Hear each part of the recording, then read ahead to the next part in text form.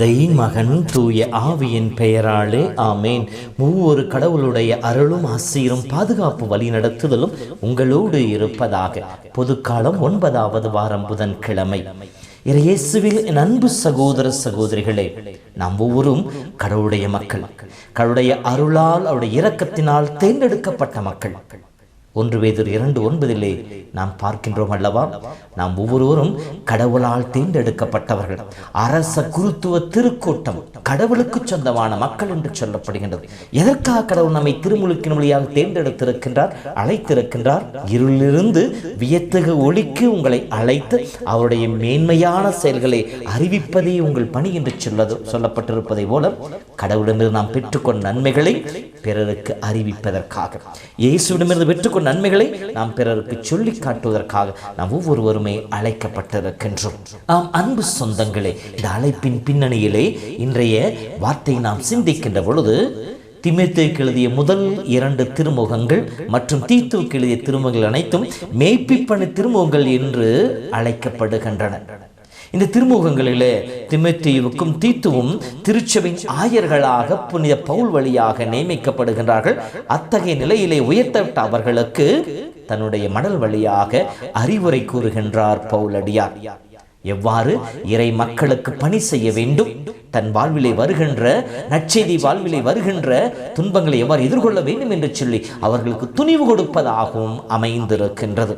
இன்றைய முதல் வாசகத்தில் ஆயராக திருநிலைப்படுத்தப்பட்ட தீமோத்தேயுவுக்கு புனித பவுல் தன்னுடைய வரிகளின் வழியாக உறுதிப்படுத்துகின்றார், அறிவுரை கூறுகின்றார்.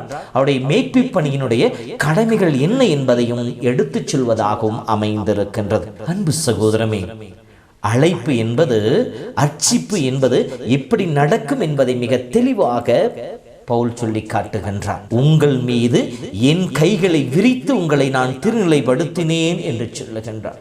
நம்மில் பெரும்பான்மையானவர்கள் குருத்துவ அருட்பொழிவு நிகழ்வை நாம் பார்த்திருப்போம். அந்த நிகழ்விலே ஆயர் மற்றும் குருக்கள் புதிதாக குருவாக திருநிலைப்படுத்தப்பட இருக்கின்ற அந்த சகோதரர் தலையின் மீது கரங்களை வைத்து ஜெபிப்பார்கள். இதனுடைய வல்லமை அவர் மீது பொழிய வேண்டும் என்பதற்காக ஜெபிப்பார்கள். தூய ஆவியால் அந்த மனிதர் நிறைக்கப்பட வேண்டும் என்று சொல்லி ஜெபிப்பார்கள். திருநிலைப்படுத்தப்படுகின்ற அந்த நிகழ்வு அங்கே கொடுக்கப்பட்டு இருக்கின்றது. பல ஏற்பாட்டிலே பார்க்கின்ற பொழுது திருநிலைப்படுத்தப்பட்ட நிகழ்வு எப்படி இருக்கும்? 1 சாமுவேல் புத்தகம் 10 மற்றும் 14 படிக்கின்ற பொழுது, சவுலோ அல்லது தாவீதோ அரசராக திருப்பொழிவு செய்யப்படுகின்ற பொழுது சாமுவேல் என்ன செய்வார்? தன்னுடைய அந்த குப்பியை திறந்து எண்ணெயை அவருடைய தலை மீது ஊற்றி அவரை திருநிலைப்படுத்துவார். உன்னை கடவுளுக்கு சொந்தமாக்கிவிட்டேன் என்று சொல்லுவார். அதே நிகழ்வுதான் புதிய ஏற்பாட்டின் அடிப்படையிலே கைகள் வைத்து நடைபெறுவதாக புனித பவுல் சொல்லுகின்றார். அது இன்று வரை நடைமுறையிலே இருந்து வந்து கொண்டிருக்கின்றது. இந்த கைகளை வைத்து ஜெபிக்கின்ற பொழுது அபிஷேக வல்லமை நிறைவாய் இறங்கி வருவது என்பதை நாம் நம்புகின்றோம். எனவேதான் ஒவ்வொரு திருப்பலி முடிந்தவுடனேயோ அல்லது நாம் குருக்களை பார்க்கின்ற பொழுது என்னன்னு சொல்லுவோம்? தன்னுடைய தலை மீது கைகளை வைத்து ஜெபியுங்கள், மன்றாடுங்கள் என்று சொல்லுவோம். அப்படி குருவானவர் கரங்களை வைக்கின்ற பொழுது இதனுடைய வல்லமை நமக்கு கிடைக்கக்கூடியதாக இருக்கிறது. அபிஷேகத்தை நாம் பெற்றுக்கொள் என்பது நம்முடைய நம்பிக்கையாக இருக்கிறது. இதே நிலையிலே தான் பவுலும் தீமோத்தேயுவின் மீது கரங்களை விரித்து அவரை திருநிலைப்படுத்துகின்றார். ஆயராக திருப்பொழிவு செய்கின்றார். எதற்காக? இறைவாக்கு உரைப்பது, இறைவார்த்தை வாசித்து அதற்கு விளக்கம் கொடுப்பது, போதிப்பது. எப்படி போதிப்பது? தன்னுடைய முன்மாதிரியான வாழ்க்கையின் வழியாக போதிப்பது. இதுதான் அழைக்கப்பட்ட மனிதர்களுக்கு கொடுக்கப்படுகின்ற ஒரு ஒப்பற்ற வரமாக இருக்கின்றது. இந்த வரத்தை, இந்த செயலை செய்வதற்கு கடவுள் துணிவுள்ள உள்ளத்தை கொடுக்கின்றார், துணிவை கொடுக்கின்றார். எவ்வாறு? ஆண்டோடைய ஆவியை பெற்றுக்கொண்டவுடன் திருத்தூதர்கள் துணிவோடு போதித்தார்களே, அச்சத்தை விலக்கி ஆண்டவரை அறிவித்தார்கள். அந்த துணிவானது அந்த அருள்பொழிவு நாளின் போது நிகழ்கின்றது. கோழையான உள்ளத்தை அல்ல, துணிவான உள்ளத்தை கொடுக்கிறார். எதற்காக? இயேசுவின் நற்செய்தியை அறிவிக்கும் போது வருகின்ற துன்பங்களை ஏற்றுக்கொள்வதற்கும் அவமானங்களை சகித்துக் கொள்வதற்கும் அந்த மன துணிவு அவர்களுக்கு வழிகாட்டுவதாக அமைந்திருக்கிறது, அவர்களுக்கு துணை புரிவதாக அமைந்திருக்கிறது. இத்தகைய துணிவை கடவுள் கொடுக்கிறார். இந்த அழைப்பு ஏதோ மனிதன் விரும்புவதால் நடைபெறுவது அல்ல. நீங்கள் என்னை தேர்ந்து கொள்ளவில்லை, நான் தான் உங்களை தேர்ந்து கொண்டு சொல்வார். அதே போல அழைப்பு என்பது கடவுளுடைய திட்டத்திலே வருவது. தொடக்கம் முதலே கடவுள் வகுத்த திட்டத்தின் அடிப்படையிலே தகுந்த நேரத்தில் ஒவ்வொரு மனிதர்களும் அழைக்கப்படுகின்றார்கள். அவர்கள் வழியாக இறைவனும் தன் அருளை பொழிந்து கொண்டிருக்கிறதை தான் பவுடியார் அழகாக சொல்லுகின்றார். நமது செயலை முன்னிட்டு அல்ல, கடவுளின் திட்டப்படியே நீ அழைக்கப்பட்டிருக்கின்றாய். இந்த அழைப்பு எத்தகையது? தூய்மையான அழைப்பு, மாண்புமிக்க அழைப்பு, மகத்துவமான அழைப்பு, இறைவனுடைய அருளை பெற்றுக்கொள்கின்ற அழைப்பு. ஆகவே அந்த அழைப்புக்கு ஏற்ற முறையிலே உன் வாழ்வை அமைத்துக்கொள் என்று சொல்லி அறிவுரை கூறுகின்றார். இந்த பணியை செய்கின்ற பொழுது நாம் வெட்கப்படக்கூடாது.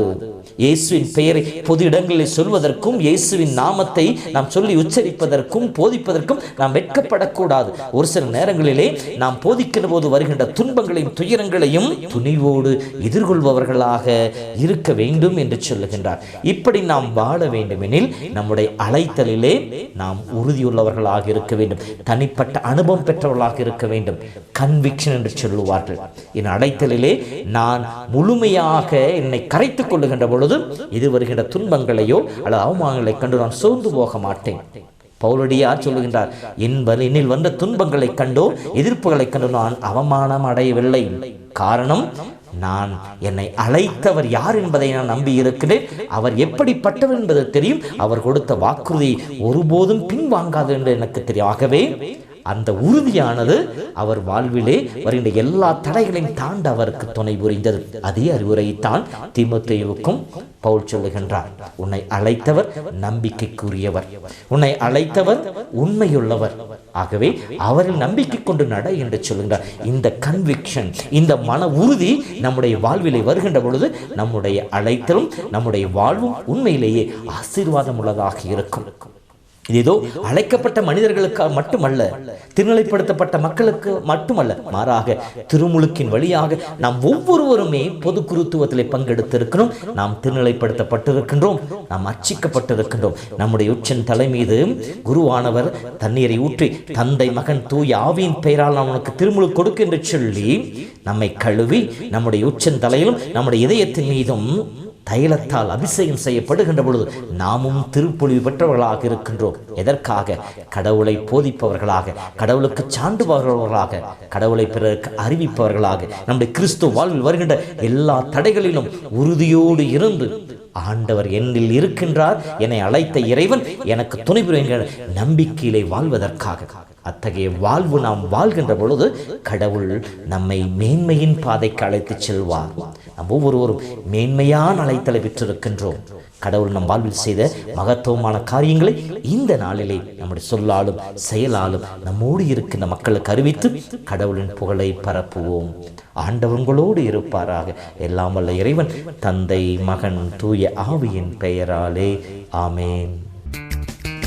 அழைக்கிறார் இயேசு ஆண்டவர், ஆவலாய் நாம் செல்லுவோம். அழைக்கிறார் இயேசு ஆண்டவர், ஆவலாய் நாம் செல்லுவோம்.